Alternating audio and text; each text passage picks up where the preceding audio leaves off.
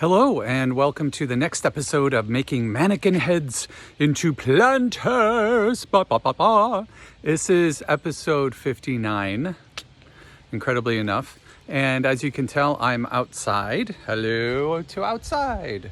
And I wanted to do something a little different today because the other day I did a whole recording. I did a whole episode and realized after I did the episode, I came to the end of it, that I had hit the record button twice, which means that it turns it on, turns it right back off. So, so we didn't get to see, didn't get to do some painting together. I actually made some amazing progress, of course, and you didn't get to see it. So what we're gonna do as we wander around up here, we are actually in my front yard. Hello, house. Hello, gay flag. Hello, construction people. Hello, my truck. Hello, Larry's car. We have put out, or I have put out the heads for you to see in all their glory outside. So, are you ready? I'm going to turn you around. I can't turn you around. So I'm going to figure out how to do this, and I'm going to have you look at the heads. All right? So let's go in the order that we did them. Which one did we do first? I know which one we did first. We did Manny the Mannequin. Do you remember him? Or Basil the Basil Head. So here's Basil the Basil Head. Take a look. Here he is. Oh yeah. There's Basil. Came out pretty good. He's getting crunchy from being outside.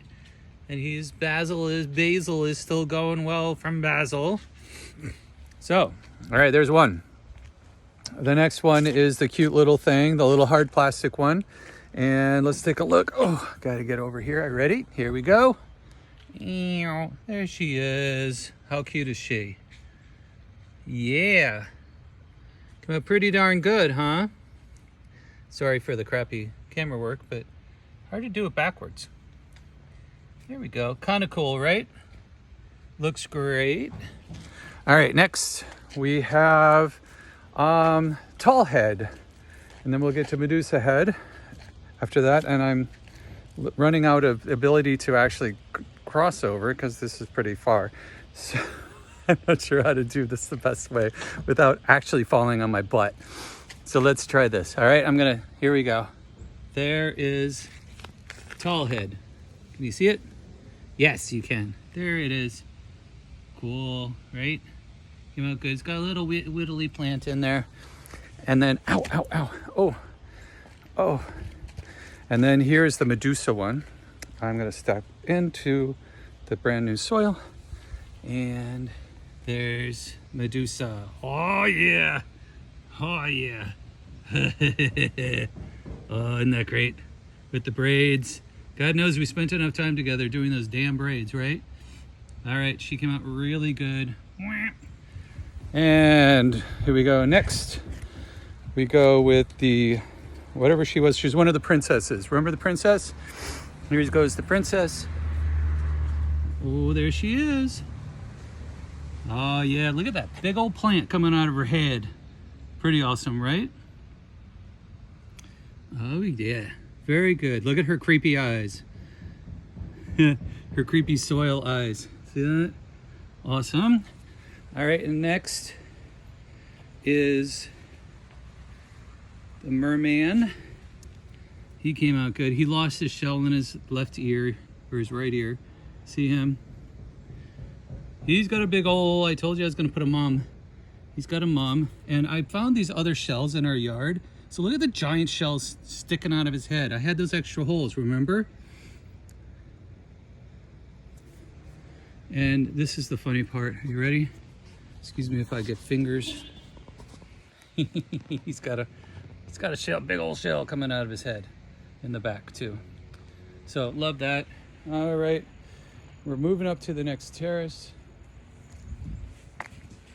And this was the one that, oh, actually, let's go with the next guy, with Spike. Here we're going with Spike.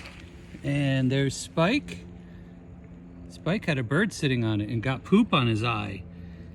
There's Spike. Spike is looking darn good. Look at Spike. Spike came out great. I love, love, love Spike. Isn't that great? Oh yeah. Yeah, let's look at the back of Spike's head. Looking good, Spike. He has only got soil in him, but I love him. And then we go back to, here is, oh yeah. So this one, let me tell you. All right, sorry for the roughness, I know.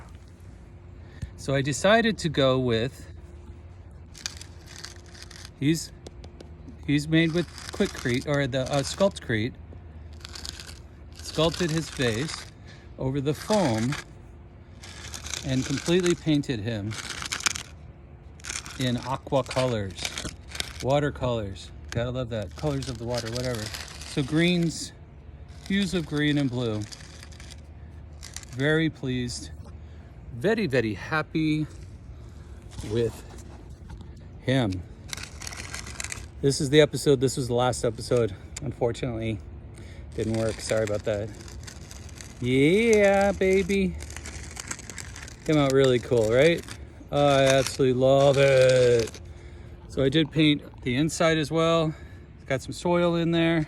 Pretty cool. So next one is, oh, not down here, not out here. It's inside. So twisty neck. I did some extra work on the twisty neck, and so let's see what they all look like lined up. So it was Halloween this past weekend, and put them out on the wall. So we had quite a few people stopping and going, "Oh my God, what in the world?" Because they were looking at the terracing. This is all new landscaping. This is what all the kerfuffle's been about. Lots and lots of kerfuffle. They did a ton of work. They re-edged the driveway and did all of the new walls and everything, because that was just a gross hill before. Got a ton of work done, and these guys are now adorning the wall.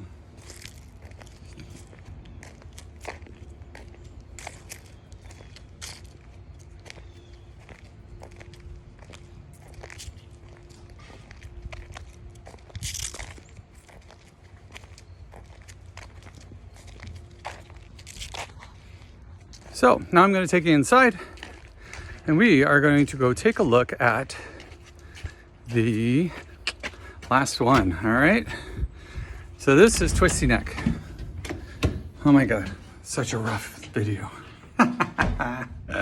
Sorry if you're getting motion sickness on this one. All right, let's get down in the basement.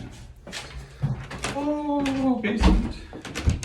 So now you can actually see the workspace as how I get down into it. Gnome workout area, TV area. So much stuff. But the walls are doing pretty well. So I talked to you about how all the plants were coming downstairs. Well, there they are. Gotta water them. But so the planters will be coming in as well, and the heads, the mannequin heads into planters. All the planters will be coming down soon. So here is where I left off in the last video that you didn't get to see.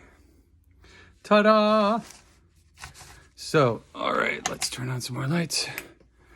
There we go. That's better, huh?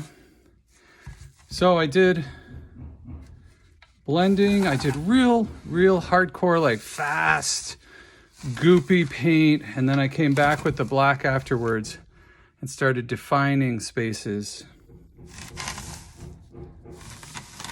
I like it a lot. I'm very pleased with it. And now the next thing I'm going to be working on is the head. The inside is this blue and green, as you can see. It's got the drain holes. The face is really all I'm going to do next. Not sure exactly what I'm gonna do on it. We'll see, because then the next one is gonna be after that. This guy is gonna be next. And then I have one more. It'll be the end of the series.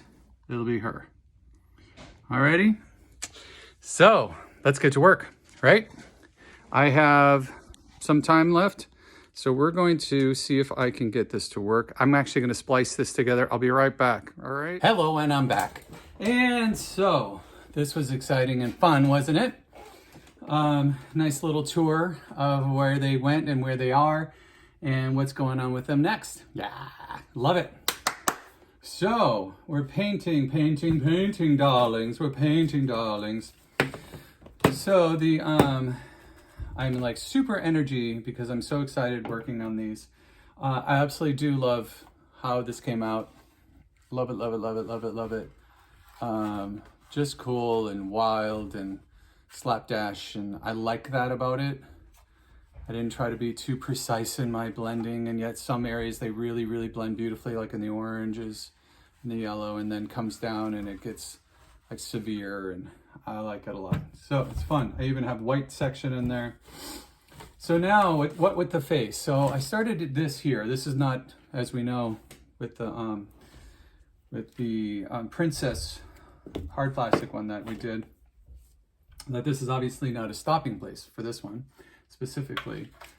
This one we're gonna actually sculpt on. I am going to do this one into a White Walker type of look. And I know exactly what I'm gonna do on it. And as you know, that means that it'll probably change. But let's look at the face here. Let's get some paints. I'm going to, should I work in blues, yellows, orange? I really like the orange, and I like the idea of red up in here. So I'm using Winsor & Newton for a lot of my paints. I really like the thickness of it with this. They are tending to work very, very well on the cement. The Prima colors are actually just fine. They're a lighter paint. And then the basics. Also, if I find the Artist Acrylic, I mean, they're Phoenix Artist Acrylic. They're real basic, cheap acrylic paint. And they seem to be working beautifully on it, but the best that works is definitely the Winsor & Newton, which is not the cheapest, but it's the thickest. So the viscosity is very, very heavy. It's a heavy medium. And I've got white in here. It's just Blick's Basic white from Dick Blick. Oh, I'd never close that all the way. That ain't good. We'll see if there's anything left dry in there. I don't want to use browns. I don't want to use real darks. I want to be something that, since it's so vibrant already, I want to stay in that idea. So I've got a nice green in here that can lighten up beautifully if I wanted to. And just, this is the basics, Liquitex basics. So I've got a bunch of options here. If I put them all together, what color do I get? Brown. I don't want brown. So I got to choose a palette. So we're coming in with the orange. So I think I'm going to go into red and go with the flow from there. Get a big old gooper of paint out here onto my magazine cover, which holds paint very nicely because it's slick, doesn't soak in, doesn't make a mess. And get my paint brushes, which are down here in my vat of brushes. I actually have a bunch upstairs that I just washed that I didn't bring back down apparently. I'm finding that the firm bristle, not my favorite. The firm bristle in the synthetic are not my favorite. These though, the more natural, you can see that, much better, much better. Also for larger areas, these like scrap brushes are wonderful. So the little teeny one's not so great. Little bugger. This, because it's got shorter bristles, so it holds up better. Oh, I'm gonna sneeze. Excuse me. What I found that does not work well are these really fine, beautiful ones that work well with acrylic paint on smooth surfaces, and the small tip. The surface is just too rough for that. Even this is difficult because it just doesn't drag enough paint. So I'm gonna grab out this big one. I'm gonna grab out this other big one. Here's a brand new round tip that I like because it's got their actual like hair, non-synthetic bristles, which I really like. That's got the rounder tip, wider flat tip, and a narrower flat tip. See that? This one's actually at an angle even just from the way somebody was painting with it. All right, so with the red, I'm gonna go medium and try to figure out where I'm gonna bring the red in. I'm gonna bring it around the corner. So let's get some orange so I can actually blend, because I do want it to sort of merge into what it is. There we go, that's good. So I'm gonna move this all back here. I was debating on putting her on the stand so I can move her easily, but I'm concerned that she may be actually too high. But let's try that because I know this stand will work holding her up. Get my stuff out of the way so I'm not working against myself.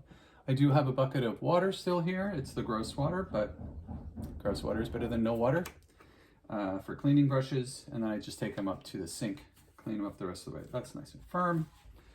This goes in the hole underneath and too high. Change of plan. No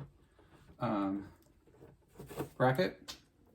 Just do it like this. She's very tall, so I may need to bring my my chair up a little bit. We'll see. So here we go with my colors. Medium brush. I'm going to mix my orange and my red. Get a blend down here on the third place. So when you're mixing paints, just FYI, pull paint from one gob, put it there, pull it from the other one, add it to it in a third place. You don't want to bring your red over, put it into your orange directly and put it down. So pull, bring it down, pull, bring it down. I tend to get lazy with that and I don't follow that rule all the time and regret it afterwards because I then end up getting my red paint completely gloopy with orange and vice versa. My orange gets all gloopy with red. And only the back side of, the one color will be true to its color. So just word to the wise, try to keep your paints separate from one another so you have a good color. You can keep your colors true, and therefore mixing with other colors you're not getting brown constantly. All right, that's very good. I like what's happening here. This is good. Now that's a very light section, so I'm going to plop down some white because it was sort of this really super light orange. I'm going to put it in a different pile right over here, and actually I'm going to take a new brush. Start with my white, start yet a new section, and pull from the color that I just mixed and the orange. So I think that will blend. Yep, let me right in. Look at that. Wow, that was freaky deaky that actually worked. Usually I have to try like 16 different varieties and then I finally get what I want. So that is good where it is. And I don't want to mess around with going too far back because I won't get the blend that I had there. There we go. Bring this all in. Get the paint off of this brush that's too light at this point. There we go. And get darker in here in the face. Not a big fan of this brush on this rough surface. I'm just going to mix it directly on the face because I can pull it from different areas. There we go. Turn my brush to get the blending different, and that's actually going to work beautifully for me because I've got pure orange in the ear. I'm bringing up red up and through here, but I can then blend out to the orange. So my fine line fine lines that I did with heavy black around here. I want to try to keep those lines. So what am I going to do that? I'm going to drag a significant amount of paint. So I'm going to load up the brush a little bit heavier with the paint color that I want so that I can get a sharper line around the black. If your brush is too dry around the edge, or you're not literally pulling a bead of paint, and you'll understand what I mean with that sort of term. Feels like you put down a glob and then you pull it. That'll give you a nice sharp edge if you want a nice sharp edge. If you're wanting to blend, then you can go two different ways. You can go real heavy with the paint that you have on the brush and use multiple colors, and then you'll get a blend that is blending on the actual medium that you're putting it on, like canvas, or in this case, concrete. Or you can go with the drier for both, so that you're really blending smaller amounts and it's not gloopy. Or you can, there's a third way, you just do all your mixing right on your palette. But I've never found that mixing on a palette, I mean, some people, that's the way they do it. They get their color, they mix it on the palette, and boom, boom, boom, ba, bada bing, bada boom. That's where they're like in their happy place with it, right? Well, I've never found, I just don't have the dexterity or whatever it takes to be able to do that well. So I am, and I didn't go to class for it and all of those things. I wasn't required or had to or restricted, blah, blah, blah, blah, blah, in order to improve my skills. My skills just kind of did what they do. And so I came up with, I explored a few different ways of doing it and found that this blending on my medium for me, so I'm pulling a little bit of the white to bring the white in over here, a little bit of the orange, pull it into a third little spot. See where I'm doing that? So I can blend down into this lighter area. But I just found that blending on the canvas is my happy place. And guaranteed that if I wanted to improve my painting significantly or try a different style or approach of painting, that would probably be one of my first things that I would need to do. And actual painters could tell you what those first things should be, but I can imagine that it would be in my best interest to work on creating color on a palette and then pulling it onto a medium. I don't know. I don't teach this sort of thing because I don't know enough about it to be able to teach it. And I respect, love teachers who do. Here we go. All right. Well, that's pretty cool. I like it. I like it a lot. What I'm going to do is I'm going to actually define the jaw a little bit more with a little bit darker color. Give it a blush underneath. So it's almost like shadow coming in there. There we go. My line isn't the most perfect thing, but where is this going? Outside. Keep reminding myself that, right? So the other side, I'm never going to get it exactly the same. So since this is going to be outside, I am going to give myself that permission to not be exactly the same. All right, this is cool blending up and through here. I'm gonna just clean up this upper edge because I can see now that I missed a few little edges. And as I was coming up and around with the black, it got down below, and I'm just gonna use that for sharpening that just a wee bit. Don't need it on the other side. Came up and got muddy in there, which I kind of like. It's kind of cool, it's different. So what I did was I also took the black, and I realized that the ridges that I made and spent all this time with were becoming less defined. So I used the black on there. Let's get a coat on the other side. I want it to be similar, but I don't want it to be the same. So what would I do in order to do that? So it comes, yellow comes up to orange. Orange actually doesn't even come all the way through here. When I stopped painting, turned to the camera and realized that you were not with me. I was just like, yeah, you can imagine the words coming out of my mouth. They weren't as bad as they sometimes are. I do sort of have a potty mouth at times. I don't know what you're talking about. I've never sworn in my life. And I'm sure my nephew and my sister could attest to that, both nephews. Yes, Shawneen, when Trent was growing up, when he was younger, my nephew Trent, Lee, incredibly enough, my husband Lee, was the worst when it came to swearing around him. And I was thrilled because I was always the one who would, like, you know, say inappropriate stuff all the time and have Mr. Potty Mouth, and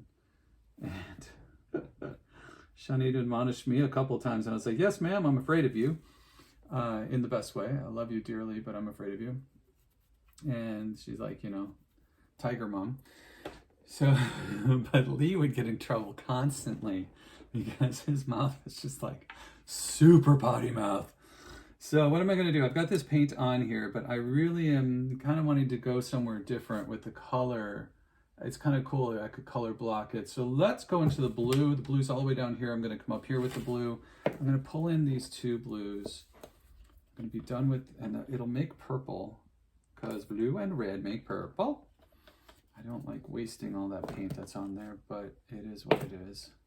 There's black. I'm not going to use black. Black is, I'm good where I'm at with the black. So separate little piles of paint.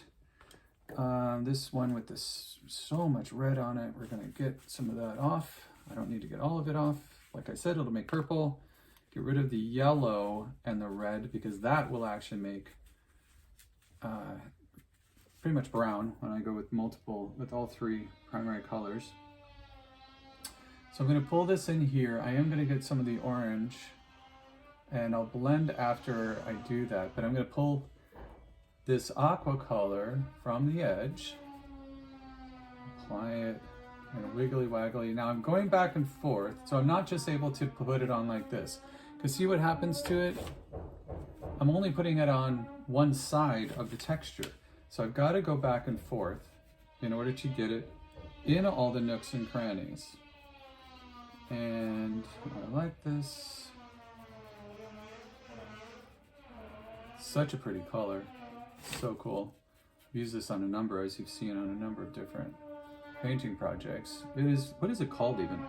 So this paint specifically is Pigment Rich Martin Weber Company, whatever the hell that is. Prima acrylic color turquoise. It is turquoise. Turquoise, as Larry says. Turquoise. Turquoise. So I'm going to get that right up to the edge. And I'm going to pull a heavy line so that I don't get a fuzzy edge. Because if I do that back and forth, it's just going to give me a super fuzzy edge, which is not what I want. I want it crisp right through here. I know it's for outside, but I want it also to be nice for outside. So if it comes over too much, just use your finger, grab it off of there. And the rest of that will be the darker blue. I'm going to come right up to the edge of the eye here, the nice thick bead, and I'll be blending this. So I want to use all of this turquoise, the turquoise. There we go, get this all up in here. Now I need to pull this in at the bottom, but then I want to pull some good amount of paint to get a sharp edge. Then I am going to blend. Got my orange over here, third pile. Makes a little bit brackish, a little dark. I'm going to use some white. It makes it green, weirdly greenish, not orange. And I'm going to put, so I'm going to get as much of the turquoise, because there's a lot of green in the turquoise, off of there. Pull in some more yellow, because yellow and red make orange, and then pull in a big loop of orange to override the amount of turquoise I have on there for the blending. And then where I was just orange before, I'm going to use a different brush, pull in more orange, and now it's actually blending. That turquoise is a strong, that is a strong pigment. Pigment rich is not a lie, let me tell you. It's a lot more pigment than this orange has. Having to put the orange on a lot heavier than I would have anticipated in order to get it to not just be mud. It's interesting. There we go. That's pulling it nicely. And it's coming around. Oh, blended right out. Look at that. Sweet. In the ear. Get that turquoise actually so strong. Wow. All right. Give me more orange. There we go. I want the orange to be a little bit more dominant. So I'm just going to have to pile on. So I'm doing very light brush strokes so that instead of digging up more of the turquoise that's underneath, I am applying and overlaying more orange.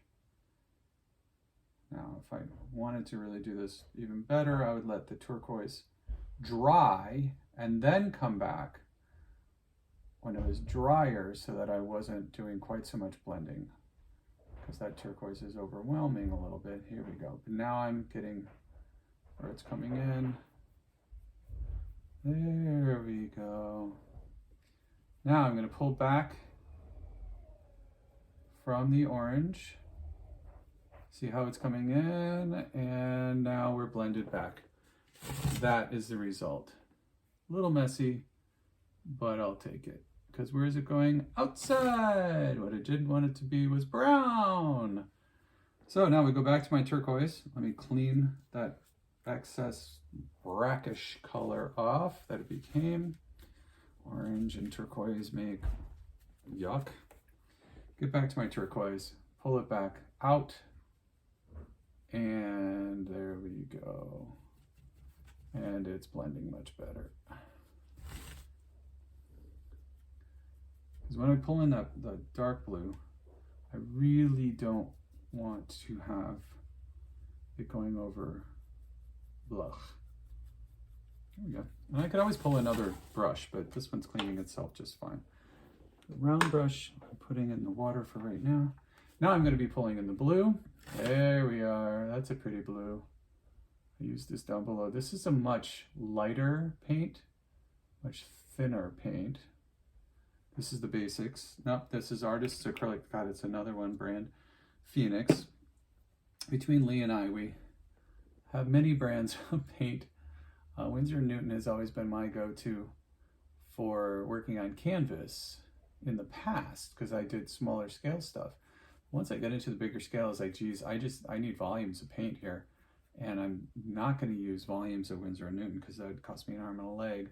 And it's all the same viscosity, so it's all the same thickness, which I like working in different thicknesses of paint when I'm doing a lot of the blending that I do on canvas in a 4x4, 4 foot by 4 foot painting, or 3 foot by 4 foot painting, so, or larger, which I've not had the opportunity to do lately, but hallelujah, it's becoming winter. So painting, and projects like that are going to become the thing. Painting and pottery, because indoor projects will be the new norm. Yes, I love this. This color is absolutely beautiful. The blue is great coming out of the turquoise. And it holds its own against the black, which is really kind of nice. It's nice and rich, but bright. It's a very basic blue. I mean, it's just kind of blue, right? I don't think it even gives it a name. It's blue. Yeah, there's no name of blue. It's EN71-9, whatever that means. So it's blue. Basic blue. It's a nicer, kind of lighter blue. There we go. Gonna blend that back out, blending it into the turquoise, which is awesome. It actually works beautifully. And then in this corner, I want it to be just blue. Get that little sharp corner, pull a significant amount, pull it around. There we go, and there it is. Got a nice line of paint. Pull a little bit more of it out. Because I went through that with the turquoise at the edges there, I don't need to get up right to the edges with the blue as well, because it's actually covered. Up. So one of the debates that I had was, do I just leave it cement? I mean, right? It's a totally valid thing that if I wanted to do it, I could do it, right? I mean, it is my mannequin head planter. But I chose not to leave it cement because I really wanted to sort of, completely I wanted to bring out, really showcase the sculpting a little bit more since it's going to be outside. Now, this is acrylic paint, so it's water-based paint. So that means what's going to happen out in the elements? It's going to wear. And that actually in my book is a good thing. I'm still missing that little spot, but I may have to just let that go as unattainable. Unless oh, that worked. Right at the very ends of the brushes bristles. There we go. Sweet. And chin. What's chin? Yellow. Chin is yellow. Chin is yellow, but with a dirty brush. And I guess chin is going to be green. It's RGB. Red, green, blue is what the face is turned into. That's actually kind of cool. I wonder if I did that subconsciously. Because it has literally become an RGB face, and RGB meaning red, green, blue, if you never knew what that meant in electronics. And I never understood why TVs had RGB. Why green? Why not red? Why not primary colors, right? Why not RY? No, there's RYMK, magenta, and whatever the last one was. I don't remember even what K is. But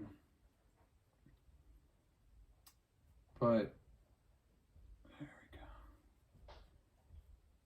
I never understood why it was red, green, and blue. But that's what this face is turned into. That's cool. All right, I'm leaving it. Bada bing, bada boo bum. And what I'm going to do is I'm going to grab a little bit of black because I could see a few spots where I did not get in there. This is ivory black. And then I'm done. And alrighty. All right, my friends, I'm going to finish this up.